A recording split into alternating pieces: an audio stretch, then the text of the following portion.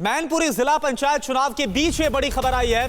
Samajwadi party उम्मीदवार मनोज यादव का BJP पर आरोप। मैनपुरी डीएम पर भी समाजवादी पार्टी ने आरोप लगाए हैं।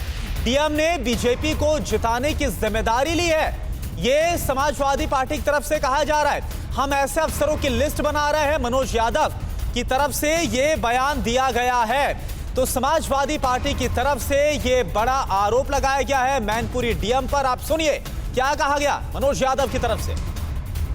बीजेपी के यहाँ के जो जिला अध्यक्ष हैं प्रदीप चौहान जी हमारे साथ हैं।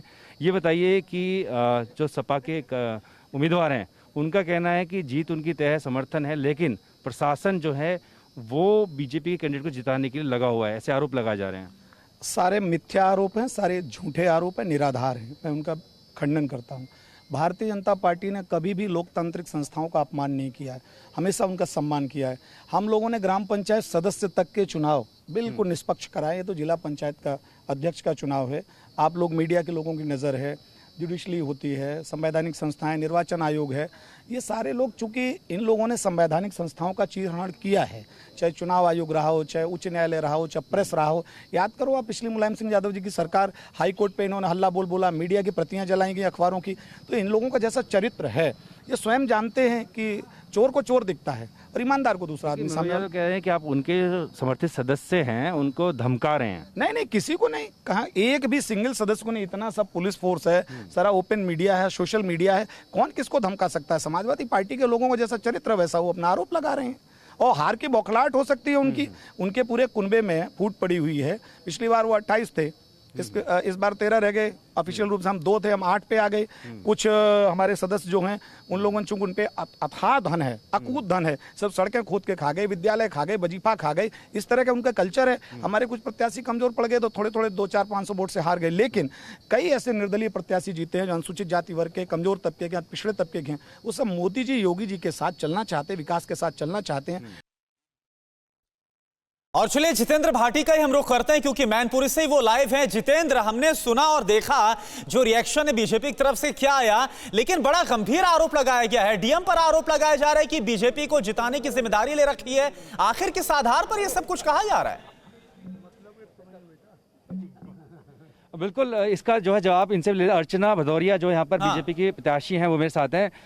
जो आपके अपोनेंट हैं मनोज, उन्होंने आरोप लगाया है कि प्रशासन आपको जिता रहा है, आपकी तरफ धमकाया जा रहा है, इससे अधिकारियों की लिस्ट भी बनाई जा रही है। तमाम आरोप पे क्या कहेंगे आप?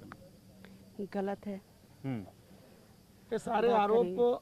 मैं पार्टी के जी हाँ अध्यक्ष जी बोले। मैं पार्टी अध्यक्ष के नाते बता रहा हूँ, अपने हाउसवाइफ है, बहुत ज्यादा इस तरह से राजनीति में उन्होंने आरोप प्रत्यारोप का सामना नहीं किया। मैं बता रहा हूँ आरोप बहुत गंभीर है, ये सब मिथ्या आरोप है। समाजवादी पार्टी का चाल चरित्र चेहरा पूरा देश जानता है। मैनपुरी में संसदीय चुनाव को कलंकित करने वाले लोग, 2000 के चुनाव में एक बूथ लूटने वाले लोग लोकतंत्र की बात करते, शर्म नहीं आती इनको? आप बताइए।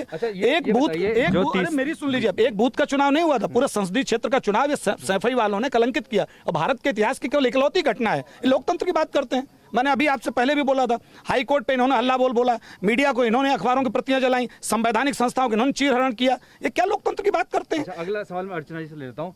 जीत को लेकर आश्वस्त हैं आप? 100%। लेकिन ये कहने आपके बहुमत के लिए 16 चाहिए होते हैं, जो बीजेपी के सदस्य हैं उनकी संख्या 8 है। 19 है। निर्दलीय आप जोड़ रहे हैं। समाजवादी पार्टी का कुनबा बिखर गया है, उनके लोग भी हमारा साथ देने को तैयार हैं। वो लोग जिस तरह से उनको बंधक बना के बैठे हैं, हमारी केंद्र में सरकार, प्रदेश में सरकार, विकास हम कराएंगे, इसलिए वो लोग भी हमारे साथ खड़े हुए हैं। हम लोग बिना भय और उसके पक्षपात के, उन्होंने अपना स्वतंत्र, हमने अपील की, वो हमको वोट कर रहे हैं। बिल्कुल। तो करुणा, जीत का जो दावा है वो सपा की तरफ से भी किया गया है, बीजेपी की तरफ से भी किया गया है। हालांकि जो स्पष्ट बहुमत है वो 16 होना चाहिए, जो कि सपा के पास बोले 13 है, बीजेपी के पास 8 है, लेकिन जो 8 निर्दलीय हैं इनका दावा है वो भी इनके साथ है। कौन जीतेगा, किसका दावा ठीक है, ये आज शाम तक पता चल जाएगा। लेकिन इससे पहले एक दूसरे पर गंभीर आरोप, और आरोप तो यहाँ पर जिलाधिकारी तक पर लगा दिए गए। अड़ी सोमवार से शुक्रवार शाम 6 बजे सिर्फ TV9 भारतवर्ष पर।